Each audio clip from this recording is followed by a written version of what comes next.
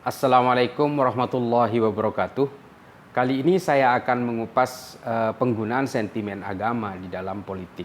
Dan ini memang pada saat ini di negara kita memang sedang marak-maraknya. Seperti yang pernah saya tulis di media sosial lainnya, penggunaan sentimen agama dalam politik ini bukan hanya terjadi pada saat ini saja di negara kita. Ini sudah terjadi ribuan tahun yang lalu. Penggunaan sentimen agama di dalam politik menimpa hampir semua agama. Demikian juga di negara kita, penggunaan sentimen agama ini sangat marak terjadi. Dan ini juga bukan barang baru sebenarnya. Sudah terjadi sejak ribuan tahun yang lalu.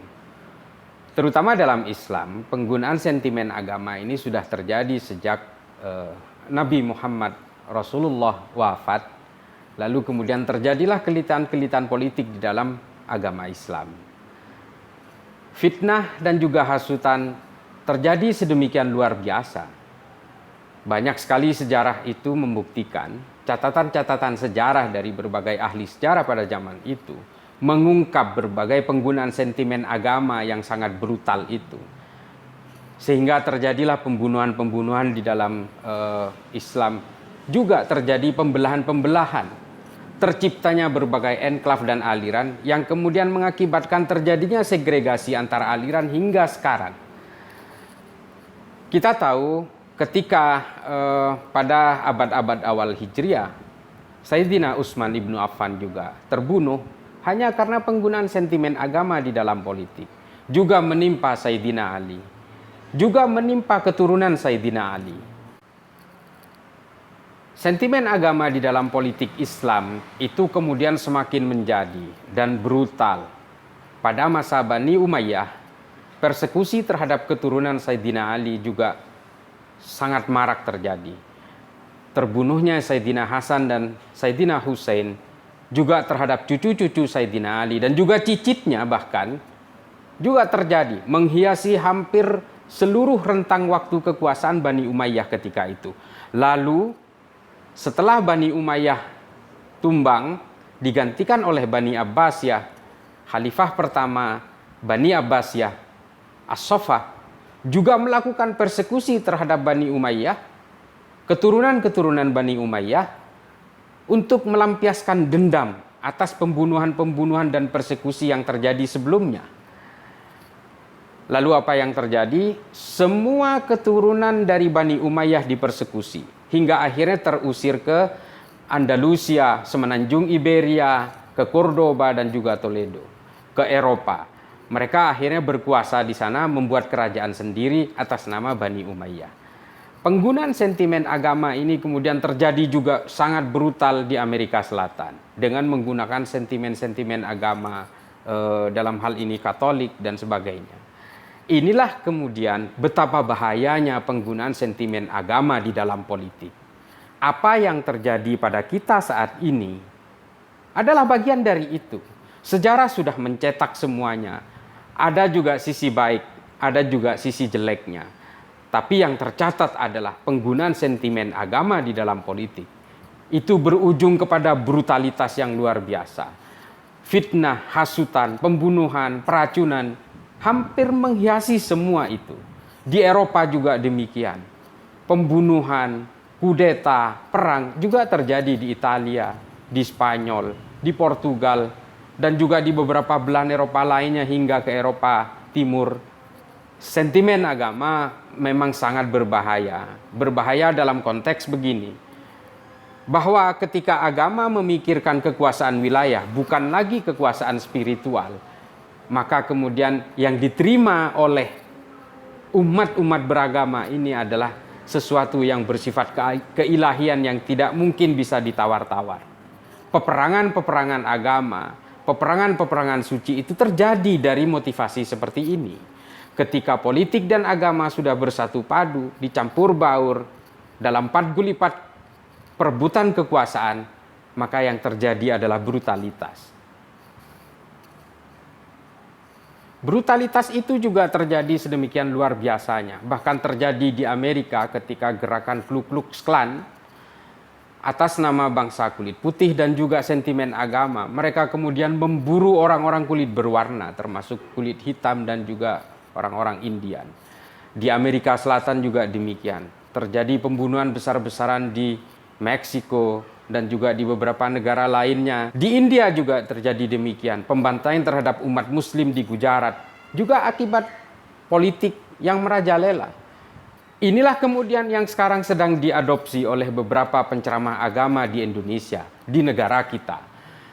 Di negara kita banyak sekali penceramah yang menggunakan kelitan-kelitan politik sebagai ayat-ayat suci untuk mempertegas tujuan mereka, kepentingan politik mereka, untuk pencapaian-pencapaian elektoral yang sebenarnya tidak perlu dilakukan.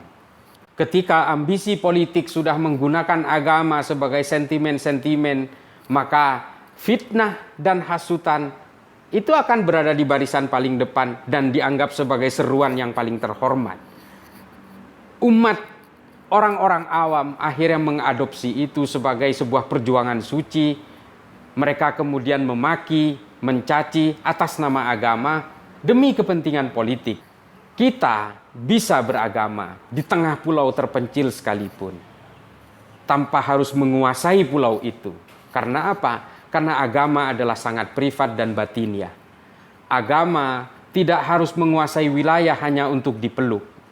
Orang boleh beragama di tengah lautan, tapi kita tidak harus menguasai lautan itu. Karena itu, politik adalah penguasaan wilayah, agama adalah penguasaan spiritual. Banyak penceramah agama yang menganggap bahwa apabila ingin membesarkan agama, harus membesarkan penguasaan wilayah. Ini pada dasarnya adalah konsep yang keliru. Mengapa saya katakan keliru? Karena kita juga sudah pernah punya sejarah itu. Ketika kekuasaan Islam menguat di Eropa selama hampir 800 tahun. Tapi ketika kekuasaan Islam di Eropa runtuh, sedikit pun tidak menyisakan umat Islam secara genetik di Eropa. Islam hanya menyisakan bangunan-bangunan yang kemudian dikonversi menjadi museum dan juga gereja. Ini adalah pelajaran bagi kita bahwa ketika agama bersandar terhadap kekuasaan politik, maka ketika kekuasaan politik itu runtuh, maka runtuh juga kekuasaan spiritual itu. Inilah yang terjadi di Eropa ketika masa-masa kekuasaan Bani Umayyah. Ketika Islam runtuh di sana, sampai sekarang tidak pernah menyisakan satu mata rantai genetik pun umat Islam di sana. Kalaupun ada orang Islam di sana pada saat ini, itu adalah imigran-imigran dari negara Islam. Islam hanya akhirnya menyisakan bangunan-bangunan dan sedikit saja budaya. Di masjid-masjid kemudian dijadikan museum dan juga dijadikan gereja. Inilah contoh dari betapa bahayanya ketika Islam harus bergandengan dengan politik. Ada seorang penceramah yang menganggap bahwa umat Islam harus berpolitik supaya bisa berkuasa. Ini sangat bahaya. Ini anjuran yang sangat berbahaya sekali. Kita sudah banyak belajar dari sejarah bahwa umat Islam ini besar bukan karena kekuasaan politik, tapi menyebar berdiaspora ke berbagai belahan dunia dengan cara damai, dengan cara melebur dengan budaya-budaya lokal, lalu kemudian ada simpati dari orang-orang yang sebelumnya tidak memeluk agama Islam. Demikian juga dengan agama-agama lainnya di dunia. Kebanyakan adalah masuk melalui jalur-jalur kemanusiaan. Ini seperti yang ditempuh oleh para misionaris Kristen dengan jalur-jalur kemanusiaan dan juga jalur-jalur kedamaian. Dengan peperangan, agama tidak akan berkembang. Agama hanya akan menumbuhkan kebencian. Oleh karena itu, penceramah-penceramah agama yang kita jumpai di Indonesia pada saat ini, yang hanya membela kelindan politiknya dengan menggunakan sentimen agama, ini harus kita jauhi dan harus kita lawan. Karena ini tidak akan membesarkan agama Islam itu sendiri. Hanya akan membuat jurang-jurang kebencian antar pemeluk agama. Dan pada akhirnya hanya akan terjadi peperangan. Agama tidak diciptakan sebagai alat membasmi umat agama lain. Agama adalah alat untuk menyebarkan kedamaian. Perbedaan-perbedaan yang diciptakan oleh Tuhan di bumi ini bukannya tanpa sengaja, tapi dalam kesengajaan agar kita saling mengenal satu sama lain. Itu termaktub dalam Al-Quran. Dan kita sebagai orang Islam harus meyakini itu. Oleh karena itu, penggunaan sentimen agama dalam politik harus kita jauhi. Apapun dalihnya, pada akhir hanya melahirkan perpecahan dan kebencian. Oleh karena itu, marilah kita beragama dengan damai. Penggunaan sentimen agama di negara kita saat ini sudah terbukti pada akhirnya orang hanya saling membenci, saling memaki. Bahkan seorang presiden pun harus dimaki, dibenci, dihina dan sebagainya. Karena mereka merasa benar dengan menggunakan dalih agama itu. Sentimen agama dalam politik memang pada akhirnya hanya menempatkan fitnah dan hasutan sebagai sesuatu yang terhormat. Karena itu dianggap sebagai perintah Tuhan. Dan ini sudah terbukti. Sejarah sudah membuktikan itu. Bahwa Sayyidina Utsman pun dibunuh. Sayyidina Ali pun dibunuh hanya karena politik. Ajaran-ajaran agama itu akhirnya menjadi hilang. Ketika orang-orang suci juga ikut terbunuh. Dibunuh oleh orang-orang yang merasa beragama. Abdurrahman bin Muljam adalah orang yang sangat alim. Dia adalah hafidz Quran.